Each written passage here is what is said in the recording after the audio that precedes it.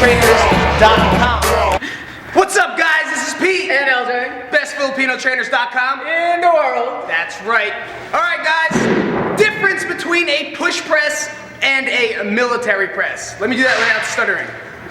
Here's the difference between a push press, which you guys saw in that video, versus a military press. Push press is a power movement. That is a full body movement. We like to use your whole body. You have to use leg drive, hip drive, and everything through.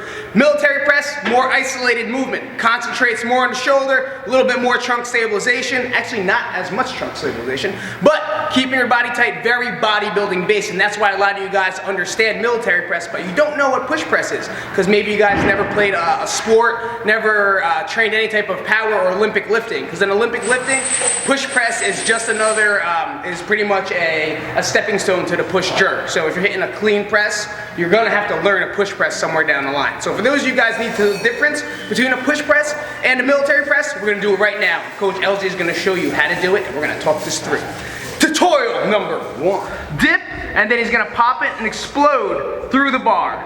Up, using that momentum, yes, to get through. But notice how he comes down as well. He has to tighten up his trunk as hard as he can to get that range of motion. To get that barbell directly over his head, he has to use those hips, pop, and he holds it up top to stabilize with his trunk, his shoulders, and everything, making this a full body movement. Now LJ is gonna go through a military press. So now he's a lot stricter, pushing through, and now driving his head forward is the most important part. Really driving through the abs and extending his arms over his head. Range of motion, you want those elbows by your ears, and notice how he pops his head forward slightly. He's hitting it up, popping his head forward, nice plane right there. Direction of the barbell goes straight up, elbows by the ears, and that's one of the biggest cues we do. Pushing up, notice his hips, they're inactive. Very bodybuilding based style, pushing through, really isolating the shoulders and the upper body, and put it on back nicely. And so you guys know that's the difference between a push press and a military press. Push press, Olympic lifting based, athleticism. I use them a lot with our football players, our wrestlers. It was something I did in high school when I trained for football, when I trained for wrestling, because it gives me explosive power in my hips just using my upper body. Not only that, you have to use the hips, which is going to make it more explosive, and you're going to be more explosive on the mat, on the football field, anywhere else. Bodybuilding style, I did tons of military presses. Also did some Arnold presses, which are very, very popular. Arnold presses like this. Yep, up top, rotational. Is there a difference in rep counts? Is there a difference in rep schemes? Yes, there is. Push presses is a power movement, which means in the beginning phase, you might hit 6, just 6 to 8 if you want to get technique. But that's going to be at a light load. But as you move up in weight, that's light load. As you guys move up in weight and you develop it to a power movement, you want the rep ranges to be 1 to maybe even 5, and that's it.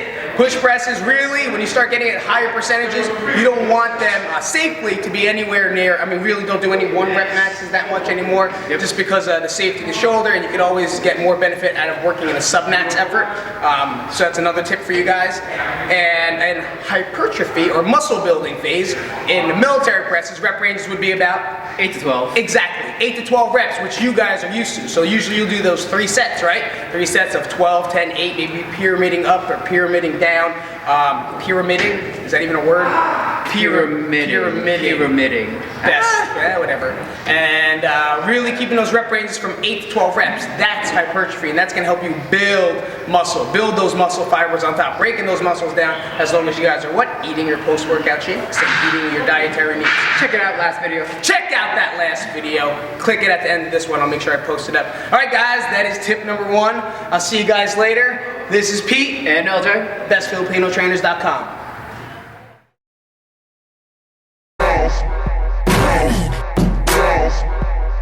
Protein. Why? Because I don't know. Muscle Magazine told me